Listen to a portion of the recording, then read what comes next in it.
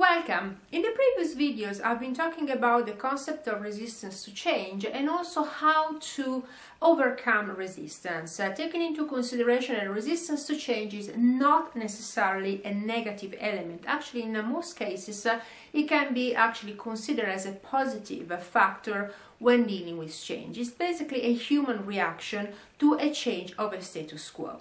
In my previous video, I actually have gone through the resistance pyramid, explaining that trying to implement just one way of dealing with resistance is not going to go that far. Because basically there are people, for example, that are not aware of what is going on, so basically they need communication. Some people basically do require training because they do not have the skills required to implement for example, the new processes or the new procedures that will come with change, and in some cases actually people are not willing to go along with change, for example for personal parochial interest, in which case you would have to implement performance management.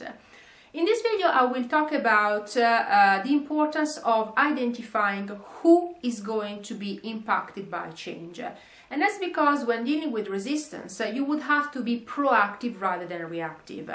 Of course, you would have to understand what group internally but also externally is going to be impacted by change in order to determine whether they are in the not willing, not knowing, or in the not able to do basically their job due to the changes that are going to be implemented.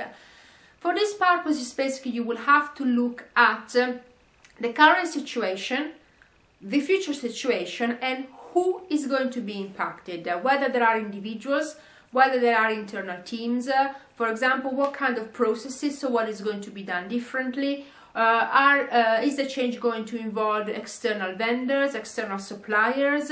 So you will have to map who is going to be affected by the change in order to determine what will be the best strategy in order to basically not prevent, but it's more like to deal with resistance in a more proactive way. It's impossible to avoid resistance, that's not going to happen. People will always resist change, but it's possible to manage it in a proactive way. But of course, if I don't know who the change is going to be to impact, it's going to be very difficult, not to say impossible, to put in place some measures that are going to address those specific groups.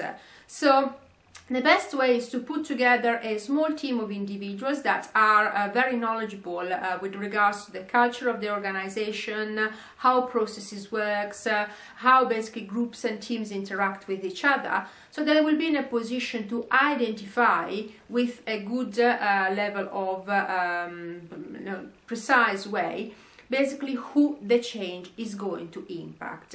And basically you will end up with a map of individuals, teams, processes, and therefore you will be in the position to determine what kind of actions you can take in order to manage resistance in a proactive way. Thank you so much for watching.